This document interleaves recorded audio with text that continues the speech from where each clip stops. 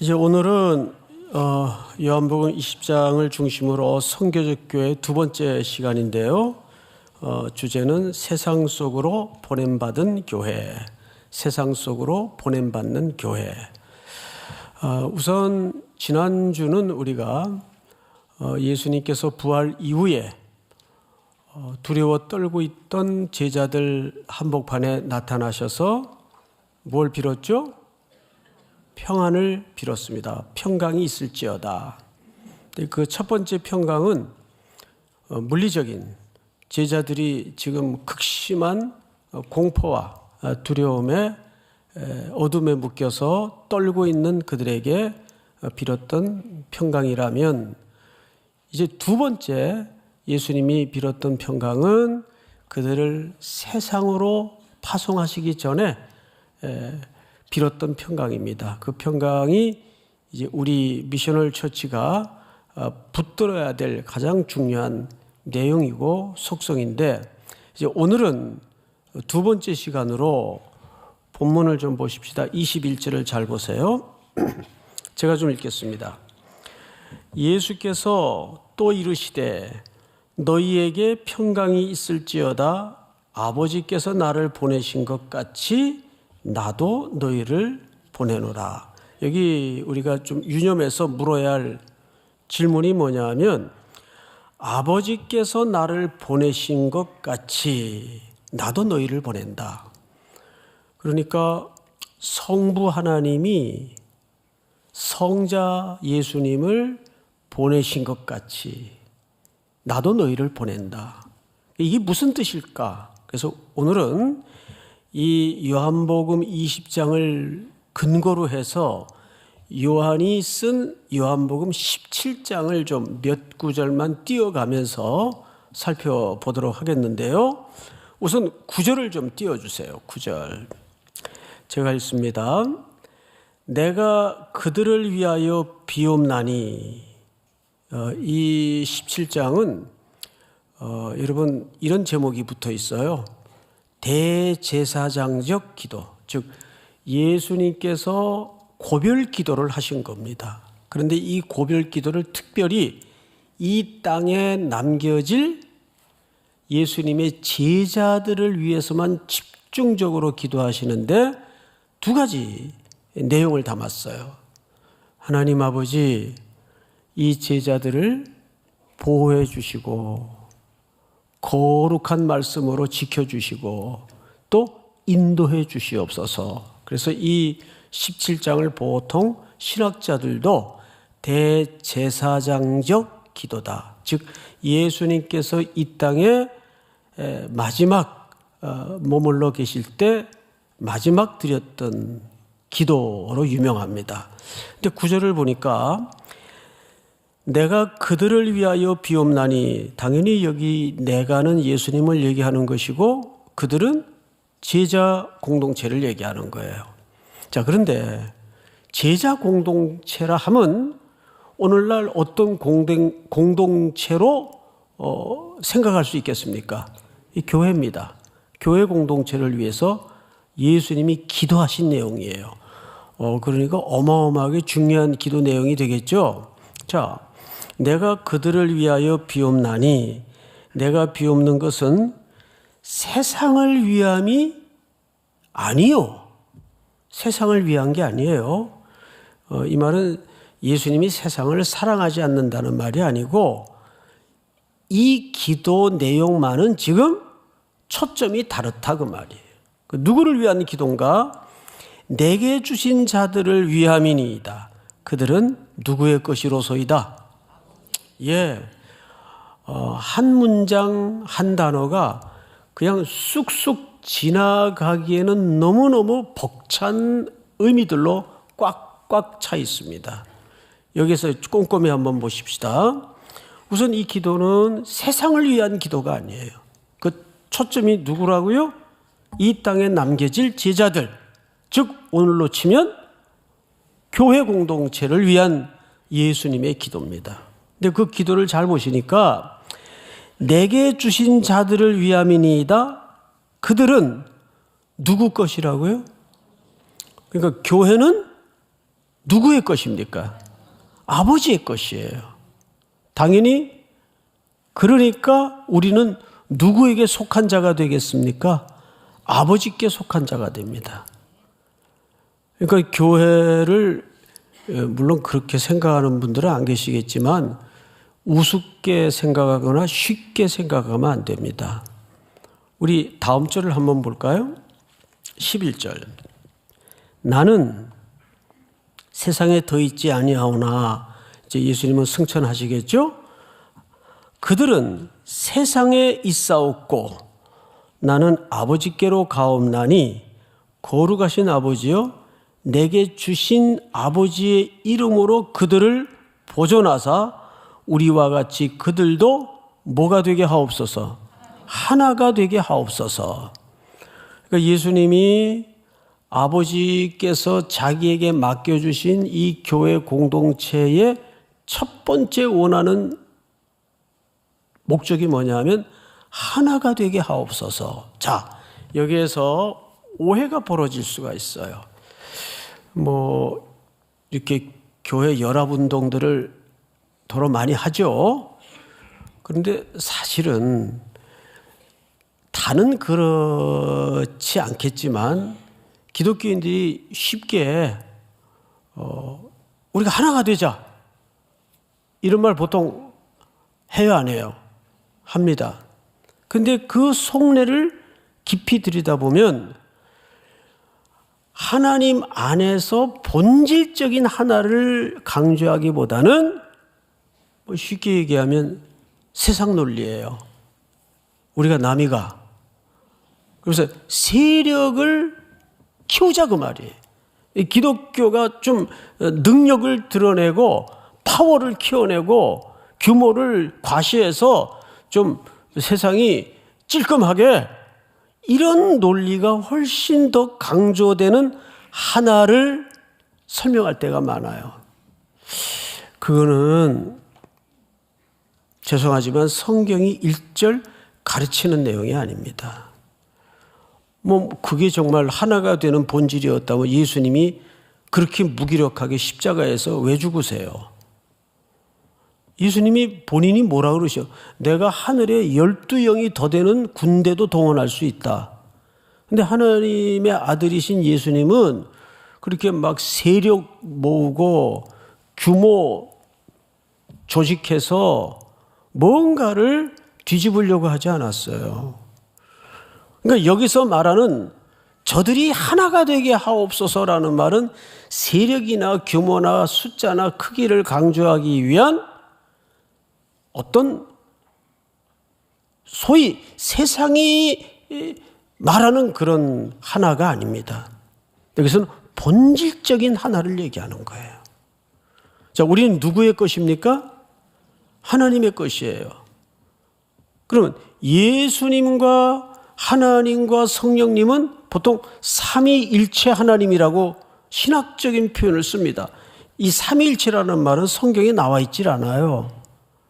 그런데 이건 신학자들이 후대에 만드는 용어이지만 이 표현만큼 삼위 하나님의 위격과 관계를 잘 설명한 표현이 또 없어요. 자, 그러면 제가 계속 이 미셔널 처치를 말씀을 드리면서 삼위 하나님의 관계에 대해서 지난주도 이런 말씀을 드렸어요. 삼위 하나님은 성부 하나님은 성자 하나님을 존중하고 사랑하시고 서로를 기뻐하시고, 성령 하나님은 오셔서 주로 거의 모든 사역을 하나님의 어떤 파워의 개념으로 존재하시는 게 아니라 계속 누구를 증거하는 영으로 존재하셨습니까? 지금도 그렇지만 예수 그리스도를 소개해드리고 예수 그리스도를 깨닫도록 지혜를 열어주고, 이거 다 누구의 역할이죠? 성령님의 역할이란 말이에요. 그래서 고린도전서 12장에 보면 예수 그리스도를 주라 시인하는 자는 성령으로 말미암지 않고는 그런 일이 있을 수가 없다 그래요. 그러니까 우리는 죽었던 사람이라는 걸 전제해야 됩니다. 그런데 우리를 살리셔서 예수 그리스도를 내 구주로 깨닫게 하시고 이해하게 하시는 분이 누구세요? 성령님이세요. 그러니까 이 삼위 하나님은 성자 하나님도 그렇고 성령 하나님도 그렇고 성부 하나님도 그렇고 서로 본질이 사랑하시는 관계예요. 모든 선교는 여기서부터 출발합니다. 오늘 그 지점을 여기서 굉장히 강조할 겁니다. 그래서 그 덴버 신학교에 우리 한국인 교수님 한 분이 계시는데 그분이 쓴 삶으로 증거하는 삼위일체라는 제목이 지금 정확히 맞는지 모르겠지만 그 책을 이제 읽다 보니까 그 앞부분에 이런 얘기를 해요. 그러니까 미셔널 처치는 단도직입적으로 얘기해서 뭐냐? 존재론적인 선교다. 아주 정확한 표현입니다. 다시요. 미셔널 처치라는 건 뭘 얘기하는 거냐? 존재론적인 선교다. 내가 어떤 사람으로 이 세상에서 존재하고 살아내느냐로 뭘 하는 거예요? 하나님의 사랑을 드러내고 증명하는 삶. 그게 뭐라고요? 존재론적인 선교다. 그게 미셔널 처치입니다. 그러니까 우리는 자꾸 뭔가를 규모를 업적을 숫자를 비교와 경쟁을 통해서 이게 마치 그 미션이고 사역이고 선교인 줄 잘못 이해하고 있는 경우들이 굉장히 많습니다. 이거를 바로잡고 이 가치관을 수정하는데 지난 시간들을 우리가 집중해 왔습니다. 자, 그런데 오늘 다시 본문을 좀 계속 띄워주실까요? 11절 나는 세상에 더 있지 아니하오나 그들은 세상에 있사옵고 나는 아버지께로 가옵나니 거룩하신 아버지여 내게 주신 아버지의 이름으로 그들을 보존하사 우리와 같이 그들도 하나가 되게 하옵소서. 자, 여러분 이런 생각 혹시 안 해보셨어요? 제자들로 하여금 그 하나가 그런 하나님이라면 사랑하는 그런 본질적인 하나를 강조한 내용이라면 이러지 말고 그냥 이런 기도하실 필요 없이 예수님 승천하실 때 여기 다 딸려서 같이 소위 기독교인들이 흔히 표현하는 휴거를 같이 하든지 같이 승천을 시키든지 이 세상에 안 두시면 하나가 되고 말고 할 것도 없잖아요. 이 세상은 기본 질서가 공중 권세 잡은 자가 주도하고 주장하는 것이 세상이에요. 그래서 그 악한 영들은 계속해서 교회 공동체를 겁박하고 분열시키고 분쟁을 일으켜서 갖은 시험으로 들끓게 해가지고 자꾸 분열을 시켜요. 근데 여기에 우리 그리스도인들이 휘딱휘딱 넘어가요.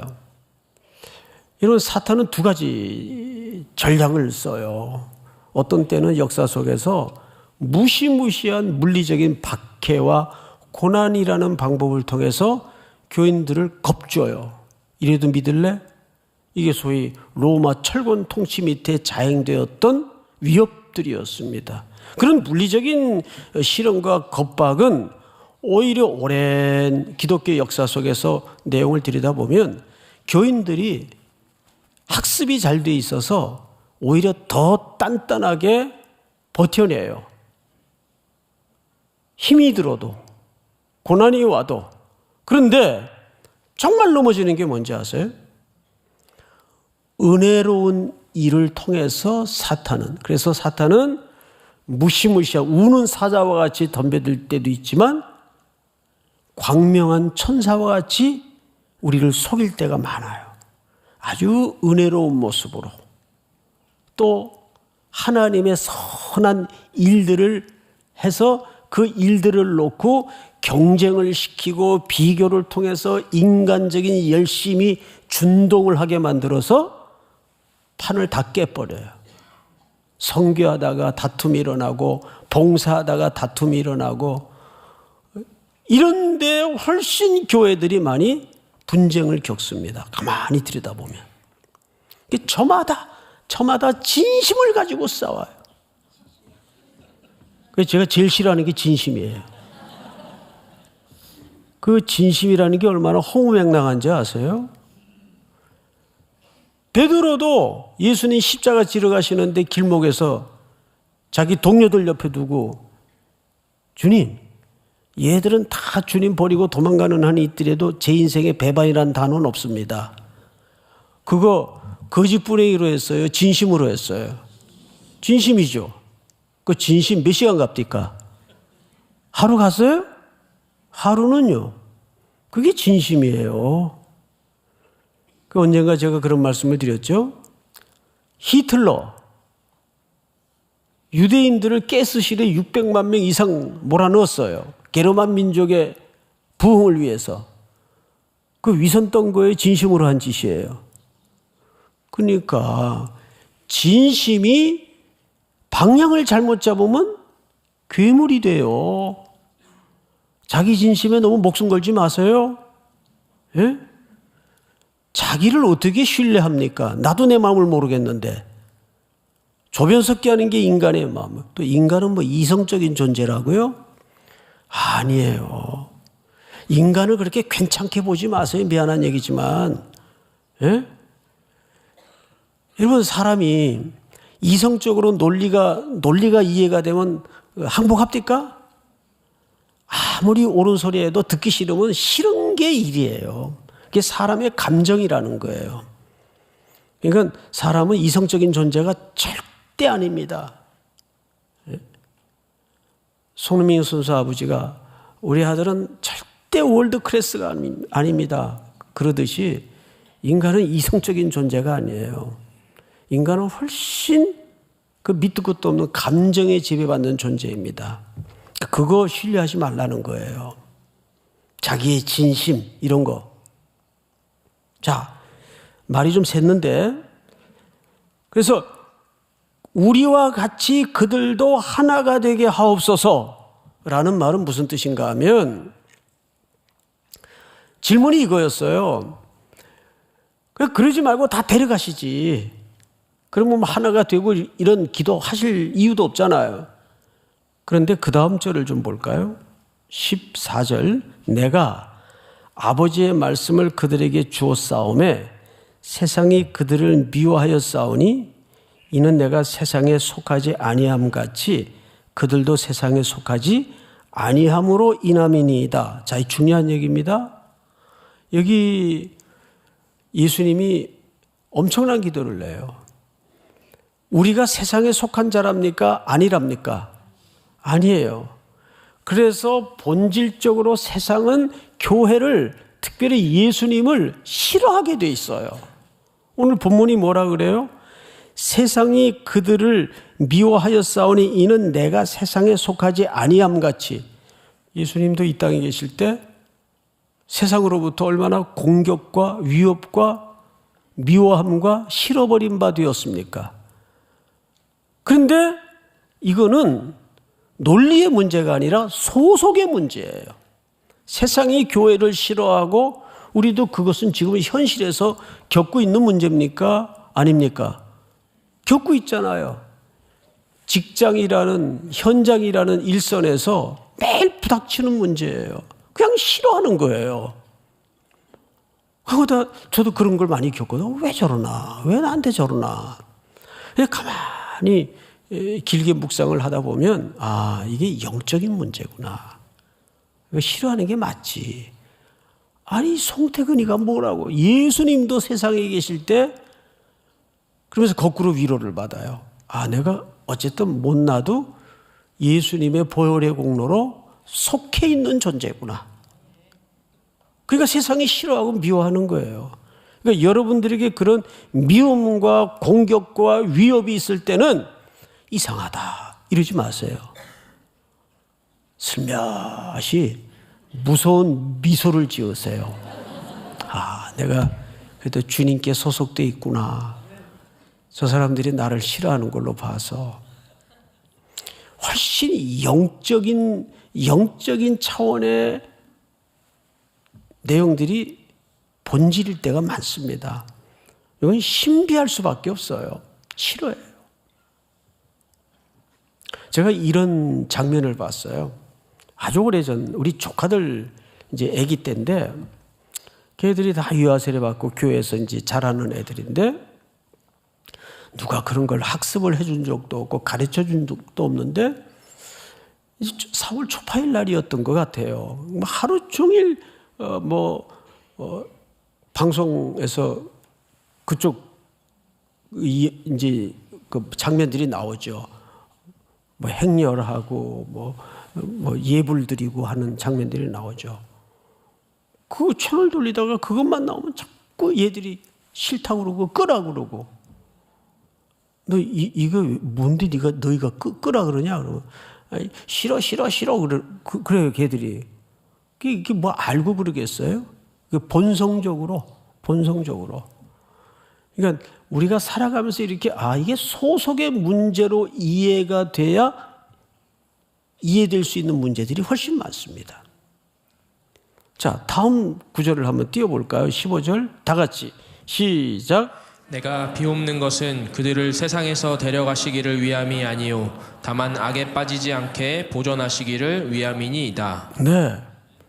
자, 이런 세상의 기본 비틀려진 질서 속에서 하나님이 제자들을 위해서 기도하실 때 첫 번째 기도했던 게 뭐예요?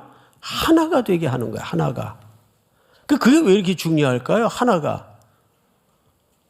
뭐 이렇게 중요하길래 그걸 이렇게 마지막 고별 기도 내용 속에 담아 놨을까요? 예수님께서. 여러분, 삼위 하나님은 세 분이지만 한 분이십니다. 하나이십니다. 맞습니까? 틀립니까? 그러니까 우리가 교회 공동체 속에서 하나를 힘써 연습한다는 것은 누구의 소속이라는 게 증명되는 거죠? 하나님께 소속된 존재라는 게 증명되면서 동시에 삼위 하나님의 본질에 우리가 함께 참여하는 순종이에요. 모든 선교는 여기서부터 출발이 돼야 됩니다. 그러니까 놀랍게도 우리가 교회 공동체 구성원들이 그리스도 안에서 하나가 된다는 말의 의미는 단순히 인간적으로 이게 뭐 같은 조직인데 싸워서 되겠냐 이런 얘기가 아니에요. 누구 속으로 들어가는 연습이에요?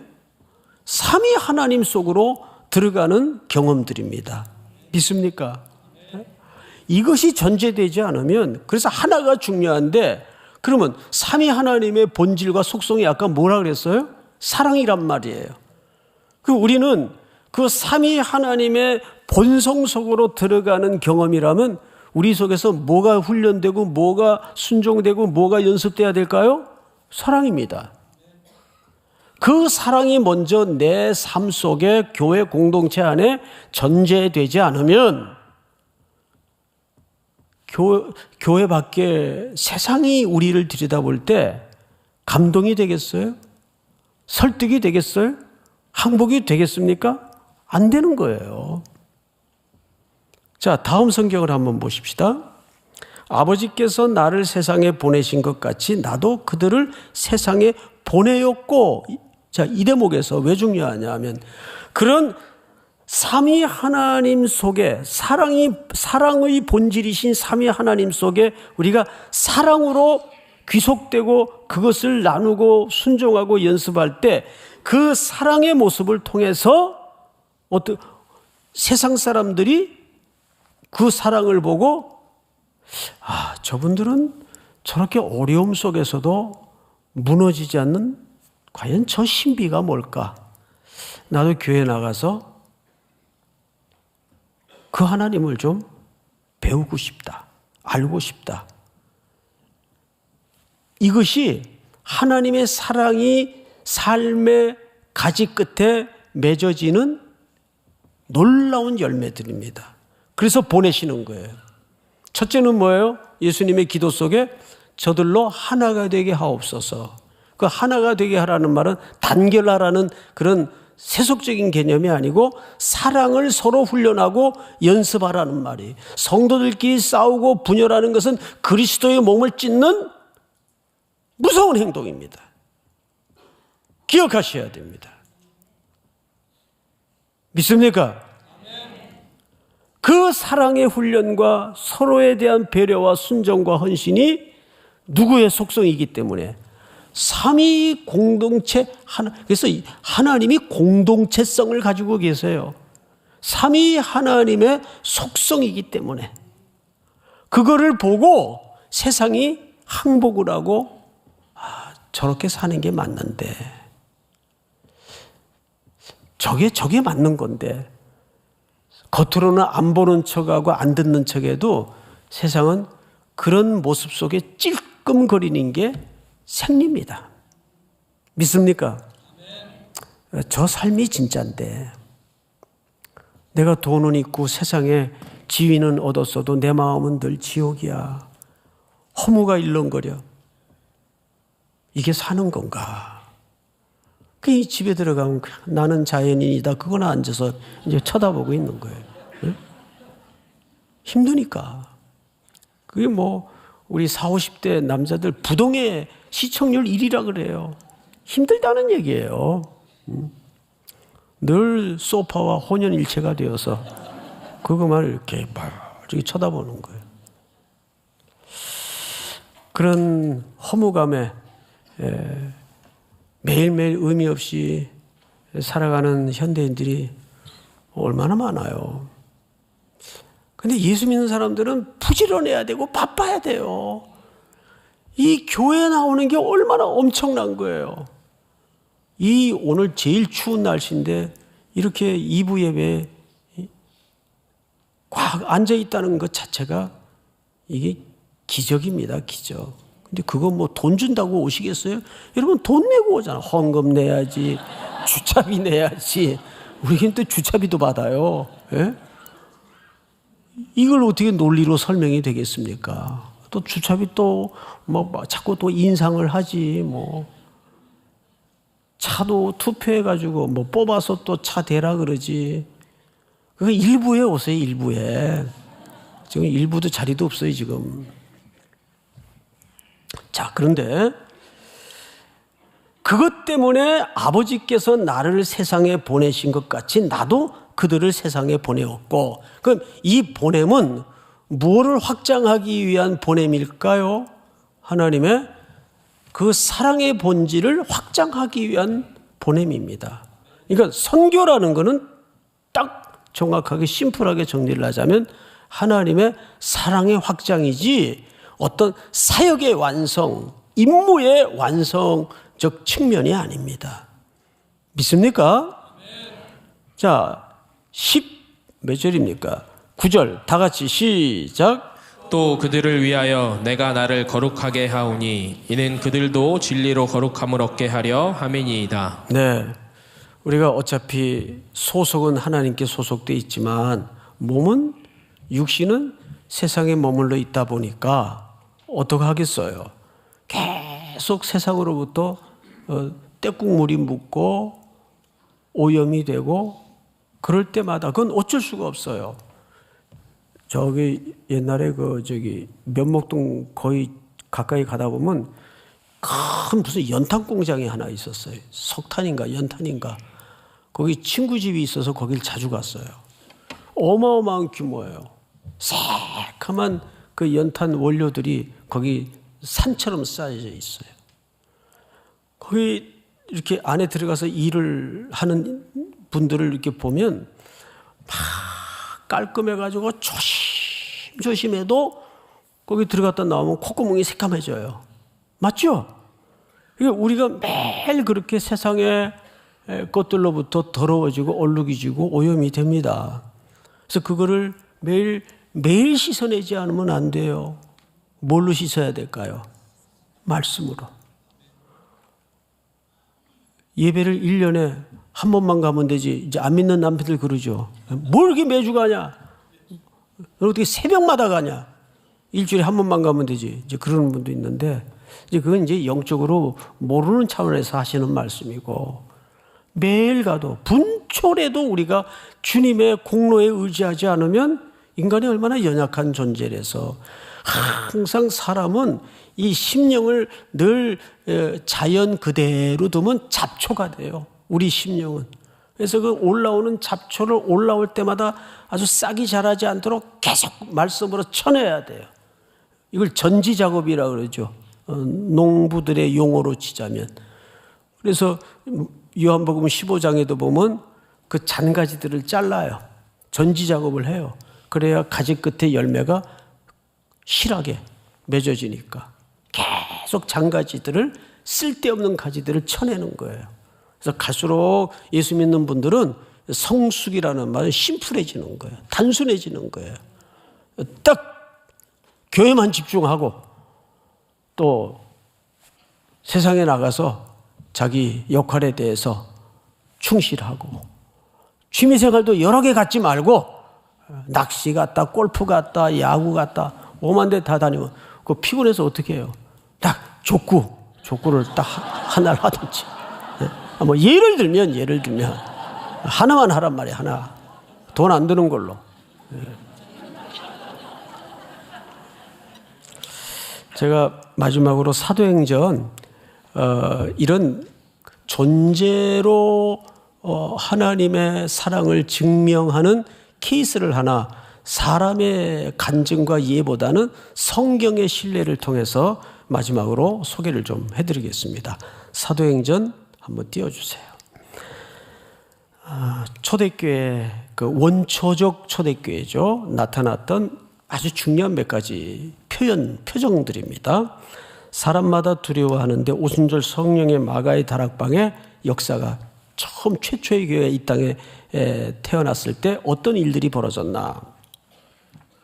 사람마다 두려워하는데 사도들로 말미암아 기사와 표적이 많이 나타나니 믿는 사람이 첫째, 다 어떻게 해요? 함께 있어. 모든 물건을 서로 어떻게 했어요? 이거 내 거야 주장하는 사람이 없었어요. 이 초대교회에 나타났던 아주 기이한 표정이에요. 첫째는 다 함께 있어요. 함께 있다는 말이 무슨 뜻이? 이거는 연합과 공동체성을 얘기하는 거예요. 그러니까 초대교회에 나타났던 이 중요한 원리가 이 속에 뭐가, 삼위 하나님의 속성이 나옵니까 안 나옵니까? 삼위 하나님도 언제나 함께, 창조의 역사도 함께 하셨고 구속의 역사도 함께 하셨어요. 그래서 하나님은 혼자 일하는 걸 별로 안 좋아하세요. 늘 하나님은 같이 하는 걸 좋아하세요. 우리 같이 하자. 그래서 삼위 하나님이 언제나 같이 하셨어요. 이 교회는 그저 100명이 할 일을 10명에 효율적으로 확 해치우는 게 교회가 아니에요. 그래서 교회는 사람이 볼 때는 낭비인데 그거를 거룩한 낭비라 그러죠. 그거를 산술적으로 효과적으로 해치우는 게 교회가 되어서는 안 됩니다. 그저 10명이면 해도 될 걸 뭐 200명씩 와서 김장하고 하루 종일 절반은 먹고 가요 또. 그게 교회예요. 얼마나 좋아요. 예? 어차피 다 뱃속으로 들어갈 건데 한 자리에서 그냥 절반은 먹고 가는 거예요. 그런 풍경이 점점 교회에서 자꾸 다른 재정적인 인력으로 때워지고 처리되고 하는 게 좀 아쉽죠. 시대의 흐름에 따라서. 그런 것들은 가능하면 줄여야 돼요. 그리고 성도들의 순수한 봉사와 헌신을 통해서 그런 함께하는 즐거움을 회복했으면 좋겠습니다. 그게 누구의 속성에서 나오는 거죠? 삼위 하나님의 속성에서 나오는 거예요. 그리고 보시면 물건을 서로 통용한다는 말은 내 것을 주장하지 않는다 그 말이에요. 이게 무슨 정신이죠? 청지기 정신이에요. 그러니까 이것은 이 주권이 누구의 소유라는 것을 인정하는 고백이 됩니까? 하나님의 소유라는 것을 인정하는 고백이 되는 거죠. 다음 절을 한번 볼까요? 또 재산과 소유를 팔아 각 사람의 필요를 따라 나눠주며, 하나님이 맡긴 것을 흘려보내는 순종이 있죠. 또 날마다 마음을 같이하여 성전에 모이기를 힘쓰고 집에서 떡을 떼며 기쁨과 순전한 마음으로 음식을 먹고 교제가 이루어지고 있어요. 정확하게 삼위 하나님의 속성이 이 초대교회의 원형의 모습에서 그대로 표정이 드러납니다. 다음 절을 볼까요? 하나님을 찬미하며 또 온 백성에게 칭송을 받으니 주께서 구원받는 사람을 날마다 감했어요, 더했어요? 자, 초대교회가 어디 띠두르고 조직 만들어서 전략 짜가지고 전도했다는 표현이 있어요? 없어요. 그러니까 선교의 최고의 전략은 사랑이에요.